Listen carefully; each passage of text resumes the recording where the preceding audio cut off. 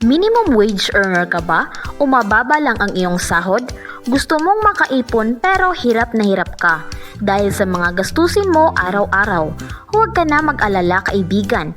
In this video, i-reveal ko ang 7 ipon tips. Kahit mababa ang iyong income, make sure na panoorin mo ang video hanggang dulo para makastart ka ng makaipon.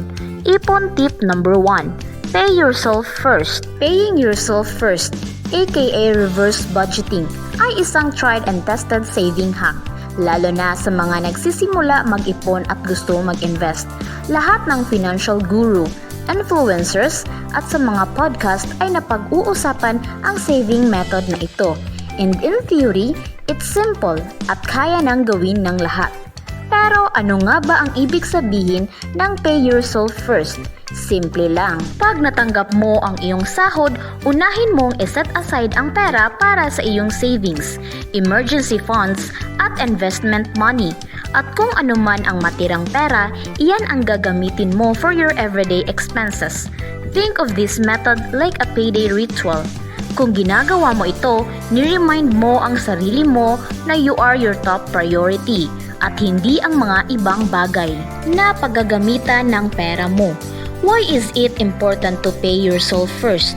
First, dahil una mong priority ang iyong long-term financial well-being.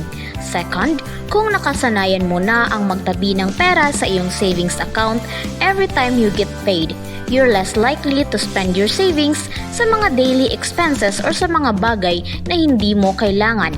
At dahil may savings ka na, you are well prepared sa mga unexpected expenses o malaking gastos tulad ng medical cost, job loss o pag nasira ang iyong sasakyan. Third, dahil nagtabi ka ng pera for your retirement and investments, it's more likely that you can live the life you want after retirement. Ipon tip number 2. Babaan mo ang iyong housing cost. Isa sa pinakamalaking gastos natin ay ang renta sa bahay. Kaya kung umuupa po kayo, pag-isipan nyo kung pwede kayong lumipat para makatipid. O baka naman pwede kayong makahanap ng mga kasama na magrerenta ng bahay para may kahati sa pagbabayad ng renta at bills buwan-buwan. Noong nagsisimula pa lang ako, nasubukan ko ng mag-rent kasama ang mga ibang tao at one point to save money. Ang kwarto ko ay sa kitchen na dahil nakatira lang kami sa maliit na apartment. Tiis-tiis lang talaga at kailangan magsakripisyo for the future. Ang rule ko sa budget for rent is a maximum of 30% ng iyong income. Kung ang sahod mo per month is 10,000 pesos, maghanap ka ng matitirahan na ang rent is 3,000 pesos o mas mura para yung extra money mo sa ipon na kaagad mapupunta. Ipon tip number 3. Create a budget that will work for you. Bakit kailangan natin mag-budget?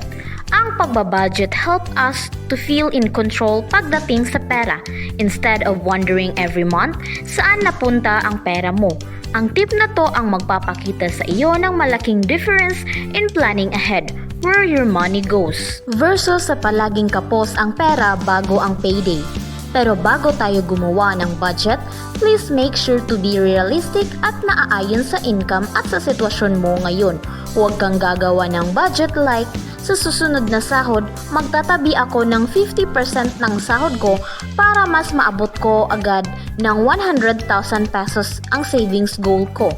Nagtabi ka nga ng pera nung natanggap mo sahod mo, pero after a week, gagalawin mo lang din ang savings mo dahil kinapos ka.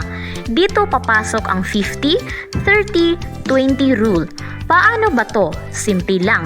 Kapag natanggap mo ang sahod mo, 50% ng income mo ang gagamitin mo for your needs tulad ng rent, food, electricity at tubig. 30% naman ng income mo ay para sa wants. Ito yung budget para sa pag-travel, shopping, o pagkain sa restaurants and 20% naman ay para sa iyong savings. Ito yung pera para sa iyong retirement, emergency funds and investment. Sa ganitong paraan, mas madali at less stress ang pagbabudget para sa iyo. Oo nga pala, ang strategy na ito is just a guide. Sabi ko nga, make a budget that will work for you.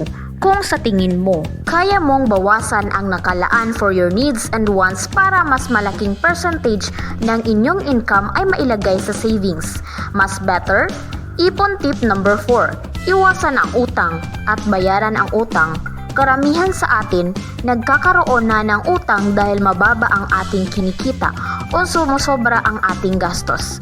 Base sa experience ko, ang hirap magkautang lalo na kapag malapit na ang araw ng bayaran. Tapos wala ka bang pera? Naku, kapag nag-text na o tumatawag na yung pinagkautangan mo, ino-off mo pa yung phone para tigilan ka ng kulitin.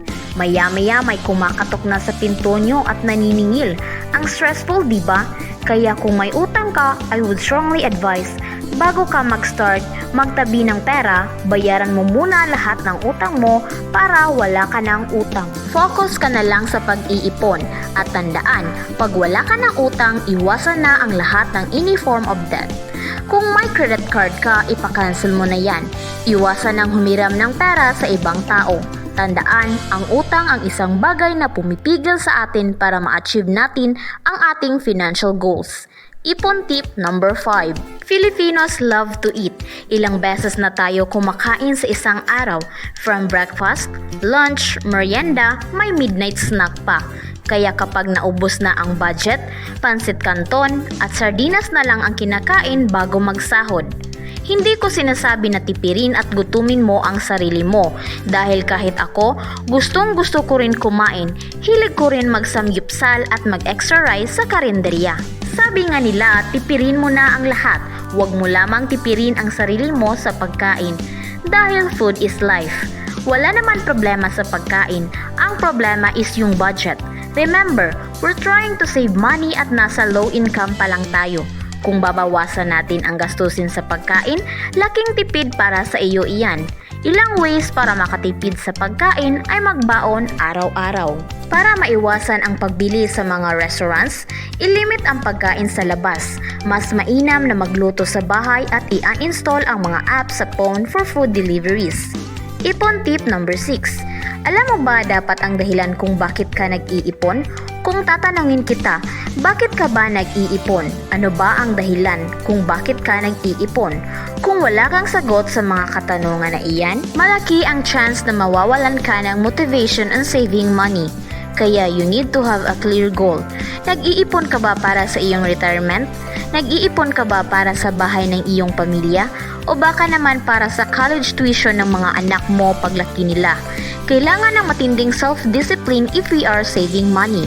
Dapat maging habit natin ito dahil kadalasan, once na na-miss natin ang magtabi ng pera, mababawasan ang savings natin dahil sa emergency. Sasabihin natin sa ating sarili na, next time na lang ako mag-iipon, ang daming gastusin ngayon. Pero kapag may goal tayo tulad ng dapat makaipon ako ng 100,000 pesos in 3 years para pang down sa bibilhin kong bahay at lupa, makakatulong ito para matrack ang iyong progress sa iyong savings goals and to keep yourself motivated. Ipon tip number 7. Maghanap ng additional income. Alam kong nakakapagod ng magtrabaho from 8 a.m. to 5 p.m. dahil sa iyong full-time job. Pero kung gusto mong makaipon habang mababa ang iyong income, kailangan mong dagdagan ang kinikita mo. Please take note, kapag nadagdagan po ang ating income, huwag po sana nating dagdagan ang ating expenses. Pwede kang kumuha ng part-time jobs during your day off or after work hours. Maaari rin ang mag-start ng isang small business tulad ng pag-bake ng cakes or cookies at pwede mo itong gawin pagkatapos mo sa trabaho. Isa pa na marami nang gumagawa ay earning through online jobs. Ito yung mga jobs na ginagawa mo lang sa bahay. All you need is a laptop, internet, and willingness to learn new skills. Maraming video sa YouTube para matuto ng bagong skills na pwedeng pagkakakitaan. Kung marami kang natutunan sa aming video at gusto mong ma-achieve ang financial success, make sure to subscribe sa aming channel for more videos like this.